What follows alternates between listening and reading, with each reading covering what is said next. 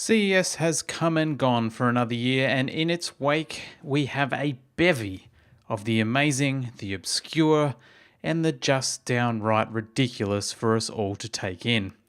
With that in mind, because no one really has the time to properly sift through the shitstorm that is CES, we've done it all for you and tried to find the best of the best without the BS. So let's get started right away with some TV action. CES is literally covered in TVs. All the big boys are there, showing off both what will be viably available later in the year and just plain showing off with the crap that will never see the light of day. This year, the most common thread was that either Alexa or Google Assistant and Apple's AirPlay was coming to virtually every brand in some shape or form. Beyond that, LG wowed everyone with the world's first rollable OLED TV, which literally rolls up into a small box so as to not dominate the living room. But let's be real for a second. Anyone who's going to be rich enough to afford what is expected to be a US $10,000 plus TV is definitely having this thing dominate the living room. Other than just showing off, the display adjusts its height automatically to fit the picture ratio of the content you're viewing, meaning you'll never see letterbox bars again, which in itself is very impressive. Samsung were big in the TV department this year too. In addition to an expected 2019 bump of the QLED TVs, they announced a major partnership with Apple and will be the first TV manufacturer to offer a native iTunes music and movie streaming application on the TV. The move solidifies pundits' expectations of Apple pushing hard to being a services and content provider and likely ending production of hardware devices like the Apple TV in the future. Additionally, Samsung also showed off a prototype of their new 75 and 200-inch modular microLED TV. MicroLED technology mirrors OLED, with each pixel independently lit, but Samsung claim it's superior due to it having a theoretically longer lifespan. The modular part of the displays is that they can be broken apart into smaller, foot-wide chunks that can then be reconnected in any shape or configuration. This allows you to create any size, shape, TV you want, and I could easily see the tech being applied in commercial settings once it becomes more cost-effective. Don't expect that to be in your living room though, but microLED may very well be on its way, probably in 2020. In the computers and gaming department, CES isn't computer specific, but there sure is a bunch of brands out there vying for attention amongst the larger fray, which this year they've done pretty well in. Nvidia got the ball rolling with the keynote focusing almost entirely on gaming related tech. Of biggest note, they announced the first arguably affordable version of the RTX 20 series of GPUs, the RTX 2060. More powerful than a 1070 Ti with all the advantages of the new ray tracing tech, the Australian $600 GPU is available almost immediately and will be a welcome product to gamers still trying to pick their jaws off the floor, with pricing for the 2070 and 2080 being so ridiculously high. But a day later, it was AMD's turn at bat, and they weren't holding back any punches at all. Kicking things off, they announced a rebadged consumer version of the Vega 20 GPU called the Radeon 7.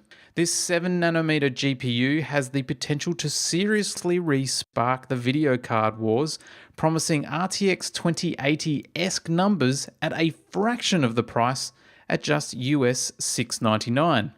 Benchmark scores from a manufacturer are nice and all, but the proof will very much be in the pudding when they hit the market February 7th.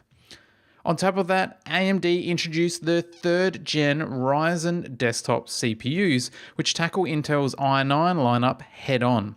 Touted to perform just as well as the i9 9900K, but drawing just half the power, we won't know for sure just how well they really do until they're available halfway through this year.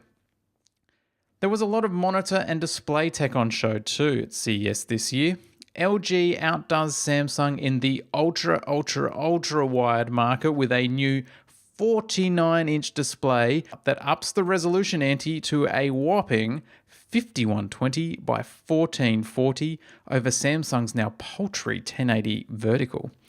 The LG 49WL95C-W has the worst name in the world, but it also supports HDR10, has a USB-C hub, but stays stuck on a 60Hz refresh rate, not designed with gamers in mind, but more of a productivity focus. Samsung had their own display announcement though, with a new 4K lineup designed to reclaim space on your desk. The new Samsung Space Monitor comes in 27-inch and 32-inch varieties and incorporates a new stand that clamps to the very edge of your desk. The monitor can then be adjusted through 90 degrees of variation and doesn't require the large footprint associated with bigger monitors we have today. This baby will be shipping out February 23rd in the US and not much longer after here in Australia, hopefully, and starts from US $400. Razer too joined the monitor foray at CES. They announced their first monitor called Raptor, which of course is designed specifically for gamers. The 27-inch monitor has a 2560 by 1440 resolution, which isn't groundbreaking, but it does have a very nice 144Hz refresh rate with an impressive 1 millisecond response time. It comes with all the expected Razer accoutrements, such as chroma lighting and a build quality synonymous with the brand. Retailing for US $699, it's coming first to the US, but likely to hit Australia not long after. On the gadgets, robots, and everything else front, we kick things off with the Groove X Lovot. The Groove X Lovot robot is one of the weirder and yet beautifully honest things ever seen at CES. Designed to do nothing, the Lovot is simply a companion that wanders about your home or office. It looks weird. It's a pod looking like a deformity you'd associate with the Elephant Man, but it's offset by its oozing cuteness and charm. The Lovot is said to recognize up to 1,000 faces and is designed to get in your way the same way a dog would when it was looking for your attention. It has no mouth or add-ons like Alexa or Google Assistant. It exists as a robot designed to be loved. You're going to need to love it too. It is shipping next year and will set you back just under US $3,000. But then that's less than most Instagrammers pay for a French Bulldog these days, and this one won't in your shoe. Next up, this one has buzzwords written all over it. Evovac's D-Bot Osmo 960 robot vacuum cleaner is a Roomba on roids. Using a combination of AI, machine learning, and visual identification, the Osmo 960 is designed to recognize over 500 household objects that it should avoid and not try and suck up. No more will you come home to find your robotic vacuum cleaner wedged under a couch or hemorrhaging on a sock. All things going to plan, this new and likely pricey combination should handle it all. Remember Google Glass and how much of a wanker you looked like when you were wearing it? Well, Vuzix are aiming to fix that by inserting an AR display into what looks like a normal pair of sunglasses.